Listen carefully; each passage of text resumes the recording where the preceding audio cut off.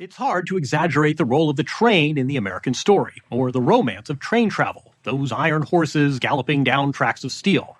Why then has high-speed rail, so common in other countries, not tracked in the U.S.? An ambitious state-run project connecting LA and San Francisco has lurched, derailed, cost billions, and may never happen. So 60 Minutes recently did a segment on California's nightmare of a high-speed rail project, which is something that we talked about multiple different times on this channel. But for those of you who are unaware of the specifics of this project, essentially it goes as follows. In 2008, there was a ballot initiative. Like all terrible ideas in the state of California, they go and get voter approval first, and according to this ballot initiative, they were getting funding and approval for a project that would run from San Francisco to Los Angeles, eventually be connected to Sacramento, and of course be connected to San Diego, and it was supposed to be America's first high-speed rail line at an estimated cost of like $33 billion. Now, this project was supposed to be done by 2020.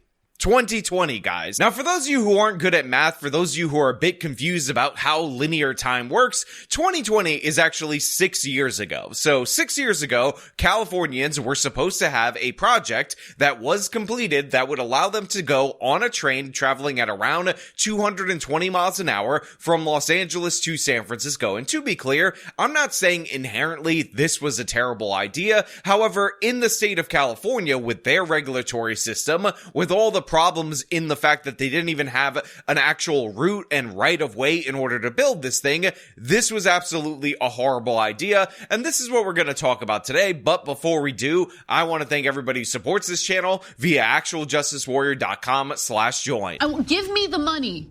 Give me the money. Okay? Today, the state's high-speed rail authority is preparing to lay its first tracks at roughly the same cost. Only slight course correction here.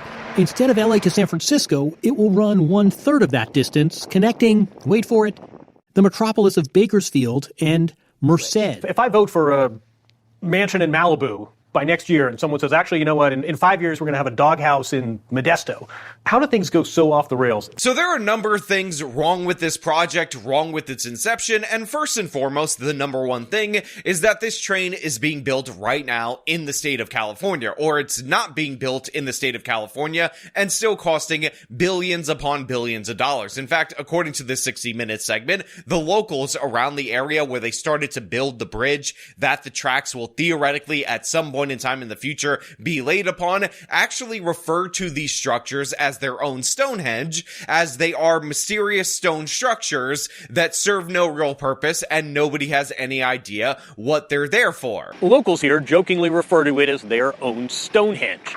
Ideally, these bridges and viaducts will one day be used to support California high-speed rail. But for now, these are curiosities in a field. Monuments to promises that haven't been met and plans that haven't been executed. But again, part of the many problems of this is, of course, California's insane regulatory bodies in that you have to do environmental review after environmental review. But in addition to that, they didn't actually have right of way in order to build this particular project, which means that they actually had to negotiate with all the individual landowners for each parcel along the route in order to run a train through that particular area. And as this 60-minute segment ends up describing, for just the narrowed route, which by the way is in between San Francisco and Los Angeles, 3,000 parcels had to be negotiated just for the segments that we're working on today in the Central Valley. It seems to me one farmer doesn't want high-speed rail going through his field, and you've got a guy that can gum up the works for a long time.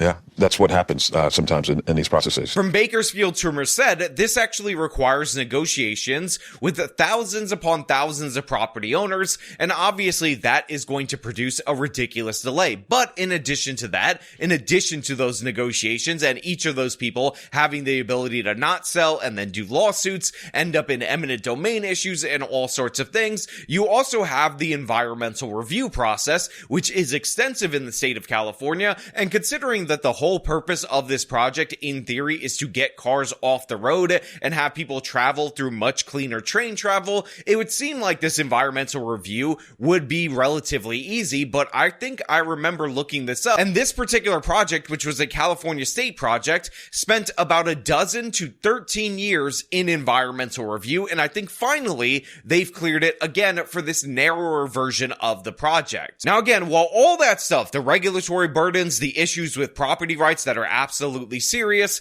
and of course the fact that they didn't actually have a route planned out when they put this on the ballot, has caused them to spend billions upon billions of dollars and lay absolutely no track at this moment in time, when again, this particular train line is now 6 years late. And in fact, the new date for this to potentially open is in 2033, but I will just say right now at this moment, I'm gonna call my shot. Not likely. Not very likely to happen at all whatsoever, because California has proven time and time again they can't do anything. But in addition to that, there's also other issues that are with this project that have to do with their funding, and we're talking about their specific federal funding, because while of course the state budget has poured in billions of dollars into this project, it's been an absolute disaster. Again, it 4x the cost from 33 billion to 120 billion. It is likely going to jump up again to about 135 billion. And again, this is for the reduced portion of this that connects two much smaller towns than San Francisco and Los Angeles, which you would need in order for this train to be anywhere near remotely viable. But of course, there's also the issue of the terms of conditions of the federal grants that were taken by the state of California in order to do this project, because it is not just the fact that they cannot get their approval in San Francisco and LA that had made the state of California decide that they were going to start with the middle bit in the Central Valley rather than actually, with the places that you're trying to connect. Like, they're not even connecting LA to the Central Valley or, of course, San Francisco to it. They're just going to do the Central Valley at first and then say, look, what a great success. We have to extend this once it's actually built. But again, that's not for no reason, because it turns out part of the federal grants that they ended up getting for this particular project, and by the way, this has to do with the mission creep that the Democratic Party very often puts in their legislation in order to build anything,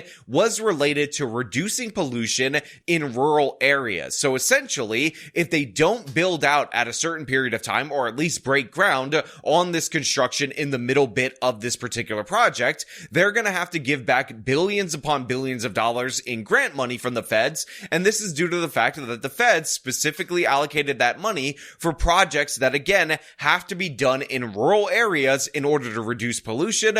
But the thing is, obviously, this train needs to operate in higher end, higher density areas in order to be profitable. So essentially, you have a federal grant that runs contrary to the only thing that is going to make this potentially successful. And again, that's even if people want to take the train, if it is ever built.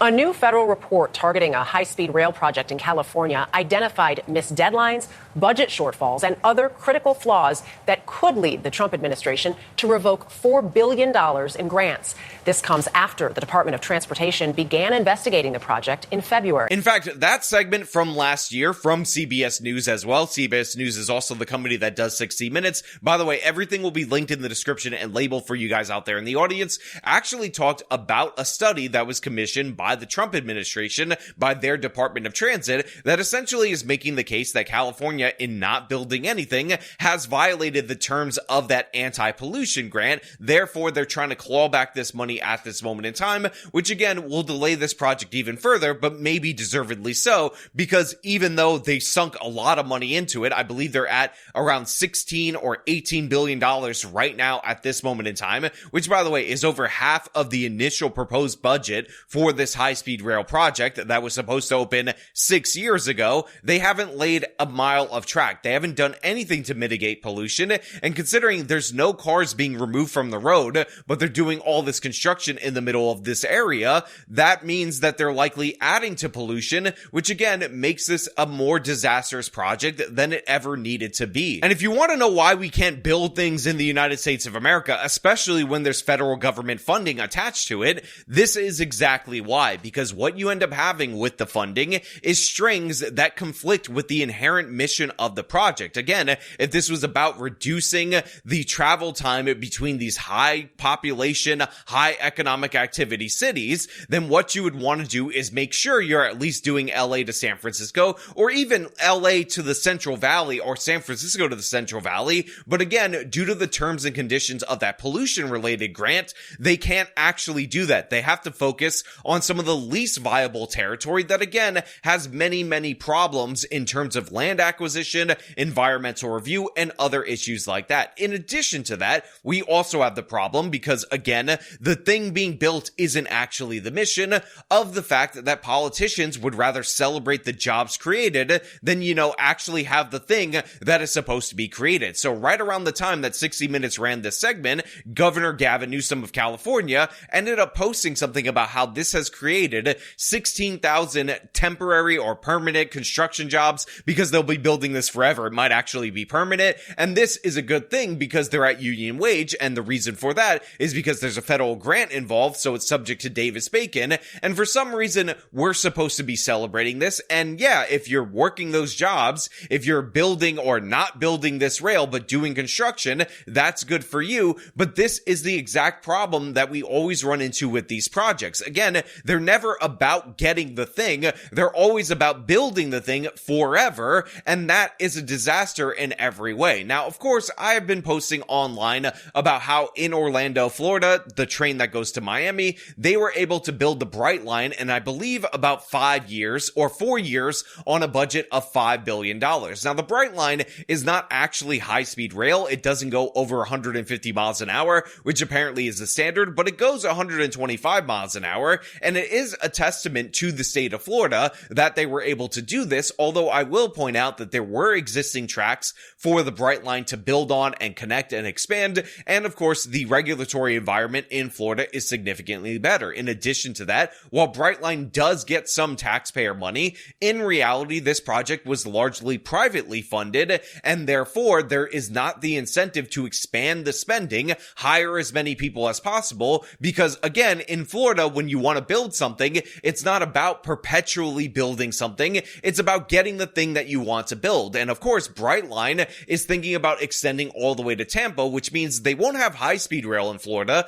but you might have rail that connects from Tampa all the way to Miami in a reasonably fast period of time, which is rather impressive. Now, of course, Bright Line has its own financial troubles. In addition to that, Bright Line hits an inordinate number of people, but I will point out that federal investigators under the Biden administration have determined that every single person hit and killed by the train, it was actually their fault. And in fact, we might do a segment on this in the future because people are like, I had no idea, or my family member had no idea a train would be coming when they were walking on the train track, which is just stupid and ridiculous. Not to mention the people who go under the barrier thinking that they could outspeed the train only to get hit by it going 125 miles an hour. And yeah, obviously there are problems with that train line, but the fact is it actually exists. It was built. Nobody was against it or nobody hated it all that much. And in California, you can't get anywhere with significantly more money. It's absurd. It's insane. It's asinine, but this is what you can expect. Now, of course,